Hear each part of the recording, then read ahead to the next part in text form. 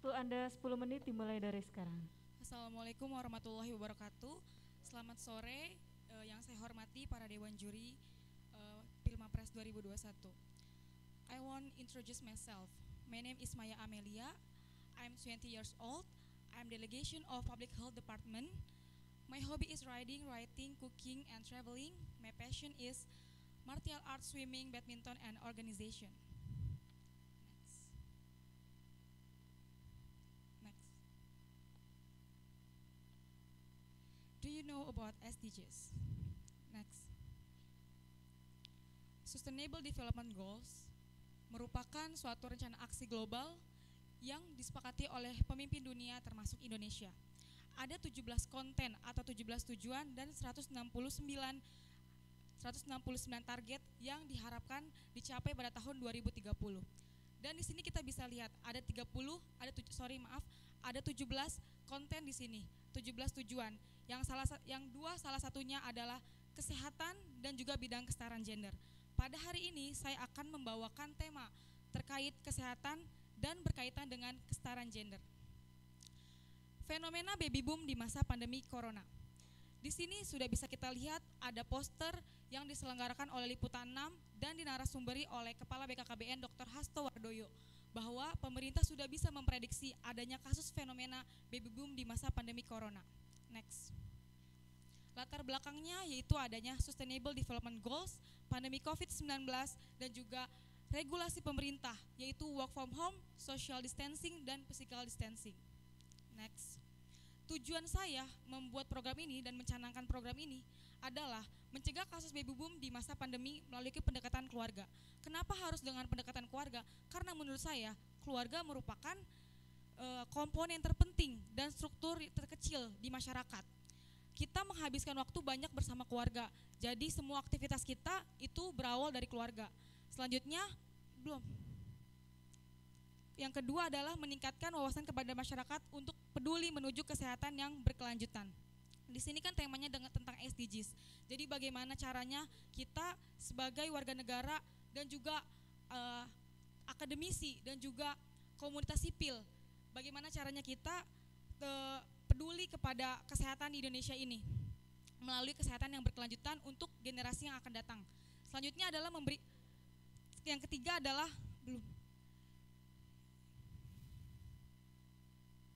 Yang ketiga adalah memberikan sumbangsi gagasan inovasi yang progres dalam mempersiapkan bonus demografi dan SDGs 2030. Next. Baby boom adalah ledakan angka kelahiran bayi.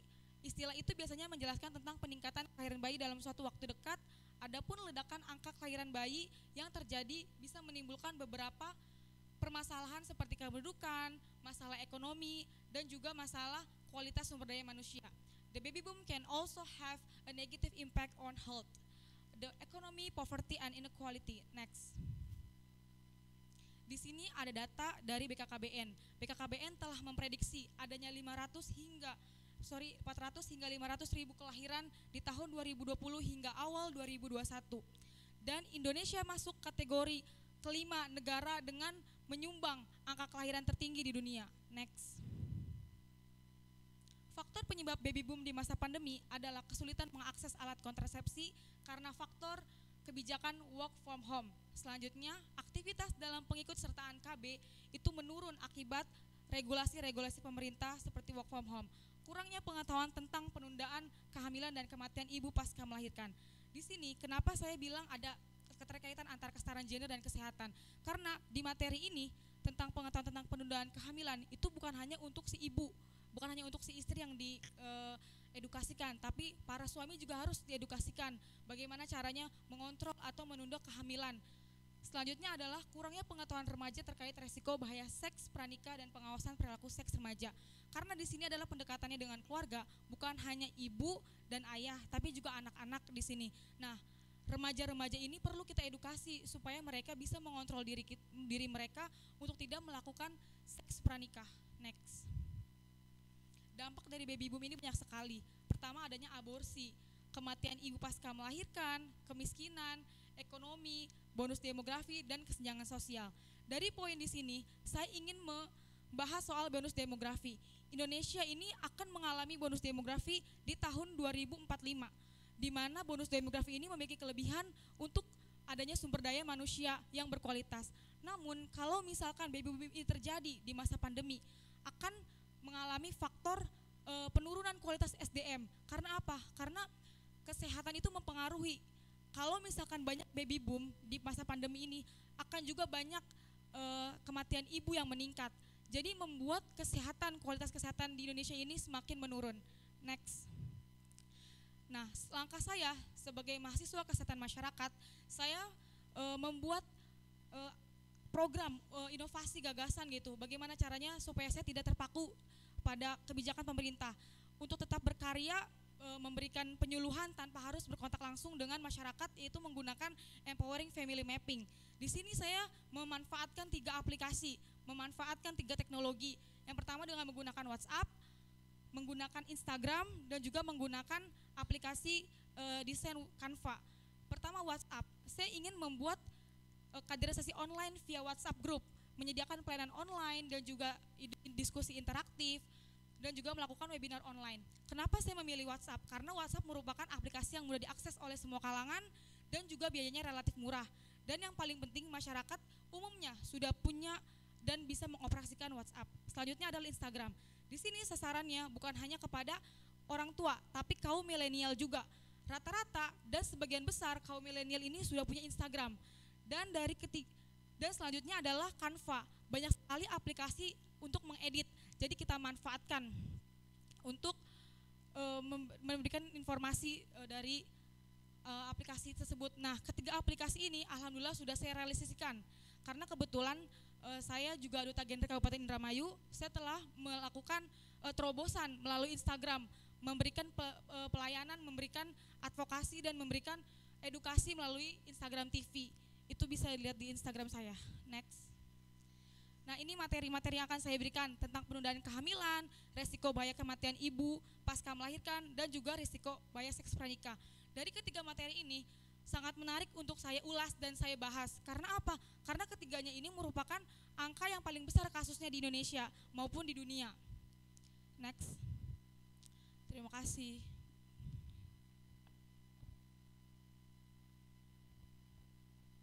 Terima kasih, kami persilahkan kepada Dewan Juri untuk berkomentar.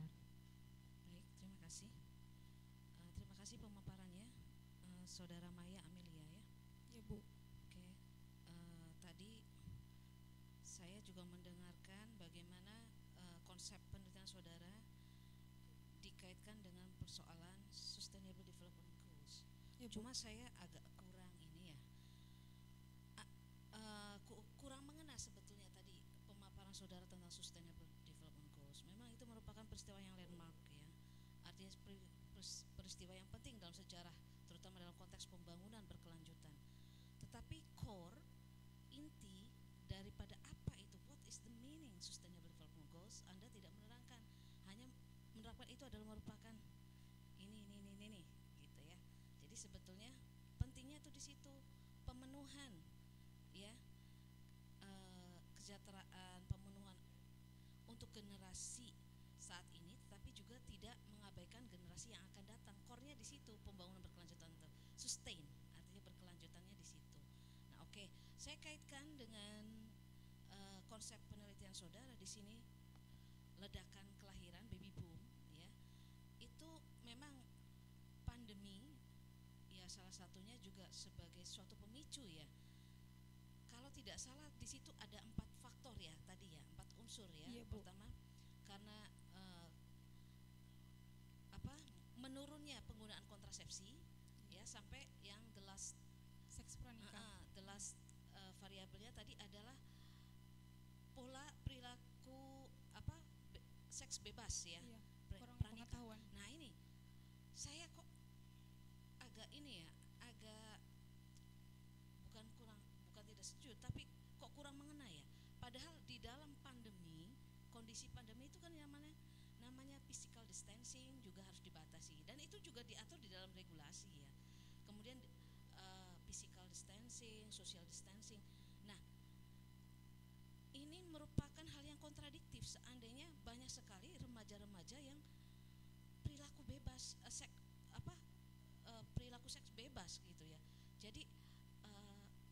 mungkin Anda bisa menjelaskan secara lebih detail kok ini dimasukkan gitu loh, unsur ini dimasukkan sebagai faktor penyebab ya dari baby boom di masa pandemi. Ya, oke, silakan. Baik Bu, terima kasih atas pertanyaannya. Jadi di sini mengapa saya memasukkan tentang pengetahuan remaja terkait biaya seks bebas itu adalah pertama karena saya melihat sendiri gitu dari data di Dinas Kesehatan bahwa Indramayu ini memiliki tingkat pernikahan muda tertinggi gitu di kabupaten di Provinsi Jawa Barat, dan juga Indramayu ini banyak sekali kasus married by accident Bu. Jadi tuh banyak sekali kasus-kasus tentang seks pranikah gitu. Ya. Tapi apakah ini secara signifikan grafiknya menaik pada saat pandemik atau memang dari dulu Indramayu memang terkenal dengan kondisi seperti itu, tapi apakah penelitian saudara ini melihat adanya peningkatan yang signifikan setelah masa pandemi atau memang Anda hanya mengeneralisasi? Itu yang perlu lebih ditekankan lagi ya. Baik Bu. Jadi setahu saya Bu, di Indramayu ini saya tidak mengeneralisir bahwa banyak remaja Indramayu yang melakukan itu, tapi dari beberapa forum yang saya ikuti dan event yang saya ikuti tentang Rangga Cilik Turun Indramayu, itu yang membuat saya menyimpulkan bahwa oh ternyata di Indramayu ini kurangnya ya pendidikan tentang seks gitu, tentang fungsi, tentang prosesnya dan tentang faktor risikonya. Dan saya di sini melihat bahwa kenapa saya memasukkan ini Bu, karena baby boom di masa pandemi ini tuh terjadi bukan hanya karena pasangan suami istri yang sah, tapi juga banyak remaja-remaja yang married by accident. Itu by data or by prediction? Iya Bu, ada beberapa forum yang membicarakan itu Bu, dari narasumber. Iya. Penelitian itu harus based on data, ya. Oke, Baik Bu. itu saja.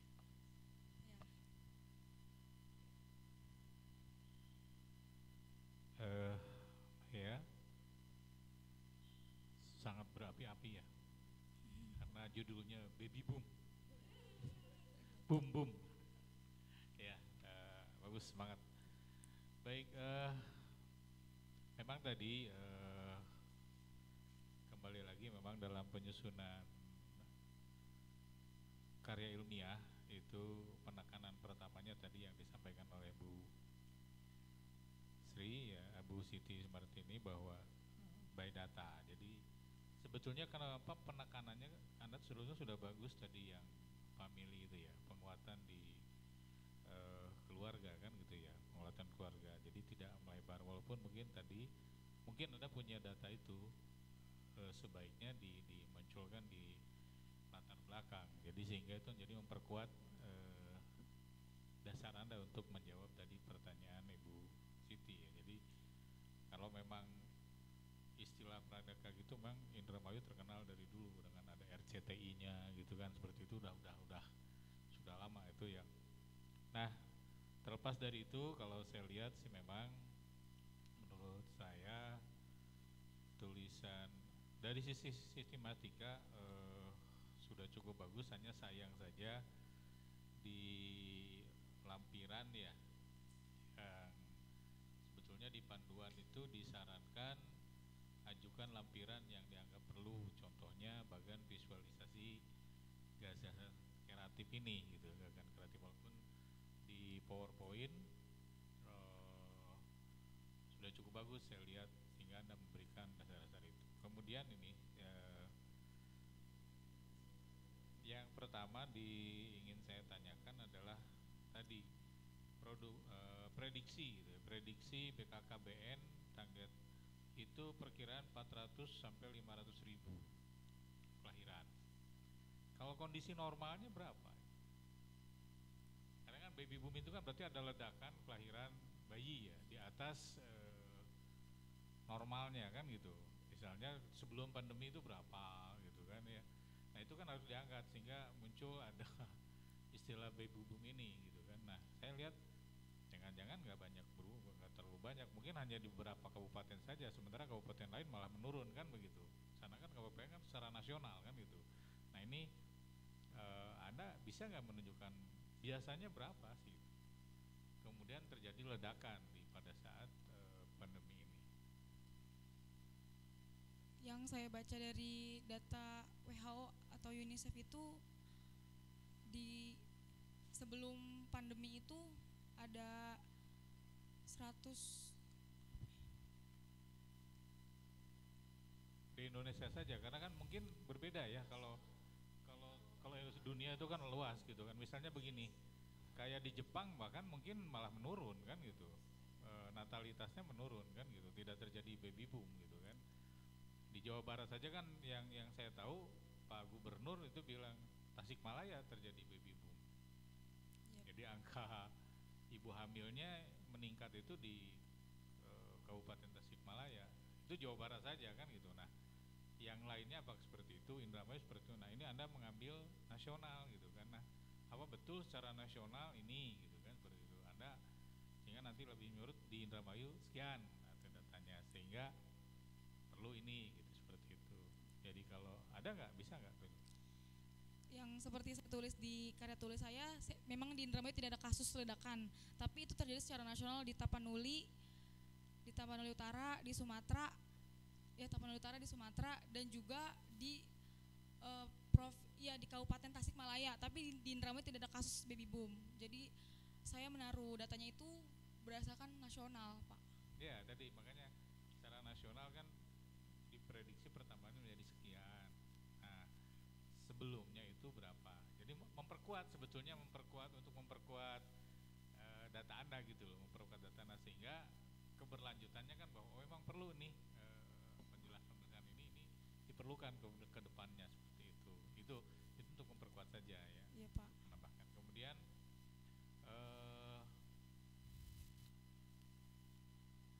dalam rumusan masalah kan ini menyebutkan bahwa yang dipaparkan bagaimana memberikan pemberdayaan dan wawasan kesehatan reproduksi kepada perempuan guna mencegah terjadi baby boom gitu kan. Apakah targetnya hanya perempuan saja atau pasangan usia subur? Karena kalau istri nolak suami, dosa itu loh. Dilaknat oleh sampai pagi itu nggak dikasih ini. Nah, ini maksudnya tadi kalau hanya perempuan saja kan tidak fair, tidak adil gitu loh. Tanggapannya, kenapa Anda menikberakannya pada perempuan? Ya Pak, sebelumnya minta maaf, mungkin ada yang typo di situ Pak. Jadi sebenarnya sasarannya adalah pendekatan kepada keluarga, yaitu terdiri dari suami, istri, dan anak-anak. Jadi kalau misalkan di pemberdayaan, maksudnya di perempuan itu adalah saya Pak, fasilitatornya. Saya perempuan memberdayakan dengan pendekatan keluarga. Seperti itu Pak. Pemberdayaan dan wawasan kesehatan kepada perempuan. Perempuan. Iya Pak. Kan targetnya kasihan perempuan ini dianiaya, dijolimi. Lu tanggung jawab lu.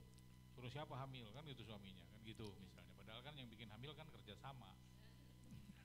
Ya. Ini ya untuk melengkapi saja, karena dari sisi matematika sih Bapak tadi dari manfaat dan seterusnya itu cukup baik ya. Kemudian pustaka juga cukup, hanya beberapa perlu ada penambahan, dan bahasanya jangan provokator, agak memprovokator ini. Contoh misalnya sumber daya manusia melimpah, kita tidak perlu tenaga dari luar. Wah, nanti tenaga kerja kita keluar ditolak. Jadi agak lebih adem ya, mungkin semangat nasionalisnya tinggi, tapi perlu jangan mendiskreditkan ke yang lain. Kita masih tetap perlu tenaga kerja asing, tapi untuk lini tertentu gitu kan, seperti itu. Jadi nanti takut ini kan kesannya Anda anti asing kan, seperti itu. Itu yang perlu diperhalus lah bahasanya, seperti ini ya. Kemudian data-data juga sama, ada singkatan-singkatan yang ya tiba-tiba Anda menulis paskes. Apa itu paskes? Fasilitas kesehatan. Ya diketik aja lah ya, dilengkapinya gitu, karena bukan singkatan, bukan akronim. Kemudian tadi kan Anda menggunakan beberapa aplikasi ya, tadi ada WhatsApp, Instagram dan Canva. Oh, Canva. Oh, kan apa itu Canva? Saya baru tahu. Editing Pak. Iya. Maklum saya kan. Untuk flyer. Dari ketiga ini kan targetnya ke keluarga ini. State atau tahapan-tahapan apa yang akan Anda lakukan dalam rangka mensosialisasikan ini gitu ya. tadi kan kalau dikoreksi kepada pasangan-pasangan Nasrubu, teman remaja-remaja yang sebelum nikah, itu tahapan-tahapannya yang akan Anda lakukan seperti apa? Baik Pak, kalau misalkan di WhatsApp aplikasi itu hanya menggunakan WhatsApp grup Pak. Jadi itu membuat grup, terus masukin remaja-remaja atau orang-orang membuat kaderisasi via online. Terus juga setelah kumpul semua, terus kita melakukan diskusi interaktif dan seminar online, tapi tidak ada video call, tapi hanya dengan melalui chat tuh Pak. Jadi kita memberikan kata-kata, kalimat gitu semuanya. Terus jadi mereka tuh bisa merespon dengan membaca atau mengetik. Terus kalau untuk di Instagram TV itu prosedurnya itu pertama kita mengundang narasumber atau orang yang ingin kita undang menggunakan Instagram Live. Kemudian kalau misalkan durasinya lama itu diarsipkan dan menjadi Instagram TV. Itu udah saya lakukan Pak, udah saya realisasikan, dan materinya itu tidak jauh dari kesehatan reproduksi. Dan juga itu Pak, Canva dan infografisnya juga sudah saya bikin tentang kekerasan berbasis gender online, tentang kesehatan reproduksi, dan juga beberapa tentang penyakit-penyakit seksual menular gitu. Ada Pak.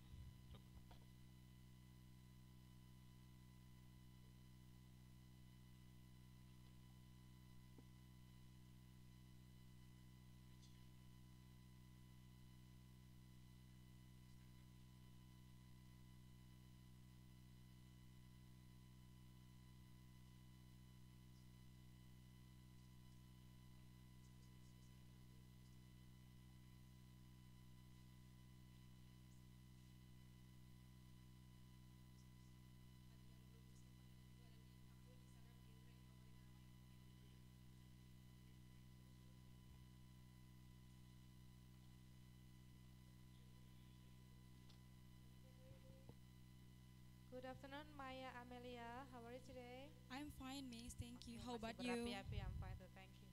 Masih sangat bersemangat ya, jadi juri-jurinya juga bersemangat nanyanya ya Pak. So, I see that you try your best to insert English in your explanation. So, why don't you try to explain more about your paper, full in English. Okay, Miss. Thank you. In here, I want to talk about my program and my idea about baby boom case in COVID-19 pandemic period. Well, baby boom is a explosion rate birth in Indonesia when COVID-19 pandemic period. Baby boom were happened in Pasca World War II, and then today in Indonesia it happened because the civil had difficult to accessing contraceptive because regulation of government about work from home, social distancing, physical distancing, and I as a student public health or as a civil community, I want to make a innovative program like using application like a WhatsApp group and Instagram TV or Instagram Live feature and graphic design like a Canva, and from this application it's really worth it to be using in the future or in today as during COVID-19 pandemic. We can do it. We can do talking, do interaction without meeting each other, like that, Miss. Oke, thank you, that's good ya. How about the steps ya? Tadi Pak Yudi sudah menanyakan step ya, tapi berbahasa Indonesia. Now, would you please tell us the step ya to try to introduce your program into the society using those application. In English, please. Okay, Miss, I will explain it. First, I want to make a generation via online, like make a WhatsApp group, and then I will invite my friends or my neighbor to entry in what group IMAX. That's I will give education, information, and advocation, or I do webinar online, do webinar, webinar online, and interactive discussion in WhatsApp group. And second, I make a program in the Instagram TV feature or Instagram live. I invite my friends or the speaker to I and my friends talk each other about the topic like reproduction healthness or about adolescents and about healthness issue. And then uh, with Canva or editing editing or editing application means I usually make a design about healthness issue. Then I have follow to competition, make a design about gender harassment. Gender harassment that is competition is present by woman forum, Miss. Thank you, Miss. Oke Maya, thank you. I really appreciate ya your effort to speak English. Sudah oke. Untuk mahasiswa di luar jurusan bahasa Inggris itu sudah luar biasa itu Maya. Semester berapa Maya sekarang? Semester 4, Miss. Semester 4 baru, keren ya bahasa Inggrisnya. Apalagi ngomongnya masalah kesehatan. Thank you very much. Mungkin ada sedikit saran saja karena masih semester 4, mungkin Pak kalau semester 5, 6 itu presentasinya pasti sudah lebih oke lagi. Jadi lebih diperhalus nanti ketika presentasi. Jadi tidak kehabisan nafas di tengah-tengah penjelasannya karena terlalu menggebu-gebu. Jadi santai tapi masuk kita ya Maya ya. Oke, Miss. Itu bisa didapat dari latihan. Nanti juga akan mencapai fase itu. Kalau semester 4 itu masih sangat menggebu-gebu. I think enough Maya, thank you very much. Thank you, Dewan Juri. Assalamualaikum warahmatullahi wabarakatuh. Terima kasih, silakan kembali ke tempat.